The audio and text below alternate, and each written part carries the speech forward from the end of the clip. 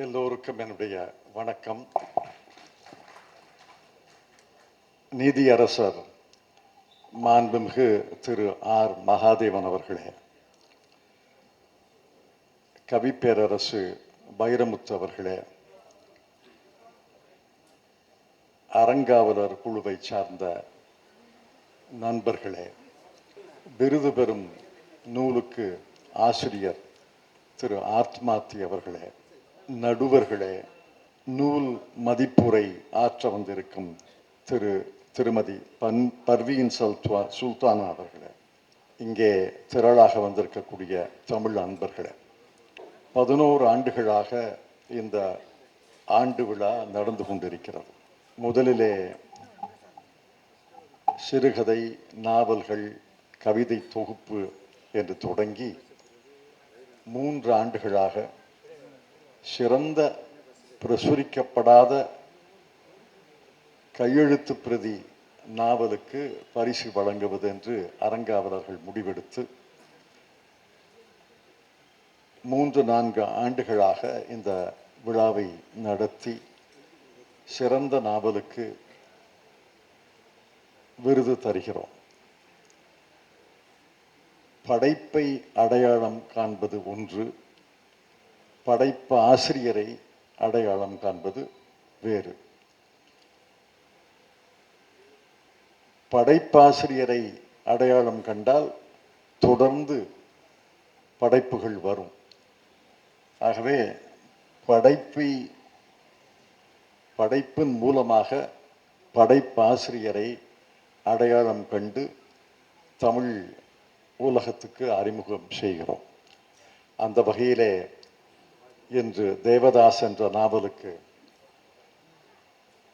அதை கண்டறிந்து ஆசிரியர் திரு ஆத்மாத்தி அவர்களுக்கு விருது வழங்க உதவிய நடுவர் குழுவினருக்கும் அறங்காவலர்களுக்கும் என்னுடைய நன்றியை நான் முதலிலே தெரிவித்துக் கொள்கிறேன்.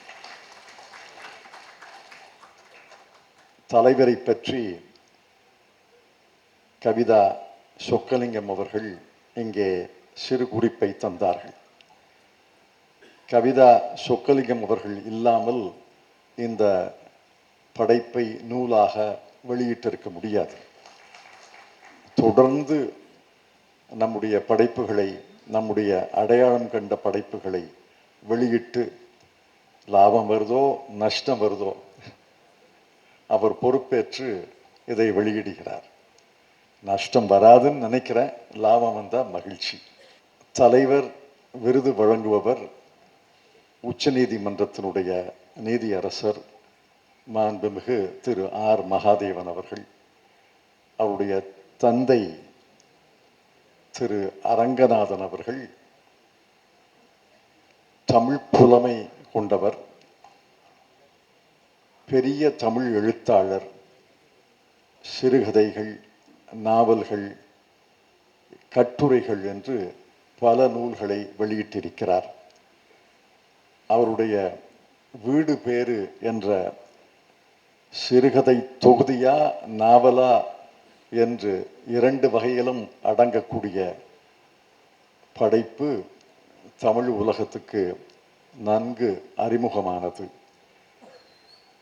அந்த திரு மா அரங்கநாதனுடைய நூல்களை விமர்சித்து பல எழுத்தாளர்கள், அசோகமித்திரன் தொடங்கி காணாசு, நகுலன், சா கந்தசாமி எல்லாரும் எழுதிய நூலே வந்திருக்கிறது. நாஞ்சில் நாட்டை சார்ந்தவர், திருவன் பரிசாரம் என்ற ஊரை சார்ந்தவர்.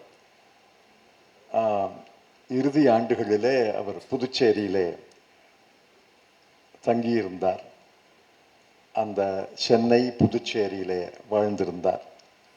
அவருடைய புதல்வர் நீதியரசர் திரு மகாதேவன் அவர்கள் தமிழ் புலமை உள்ளவர் என்று எனக்கு தெரியும்.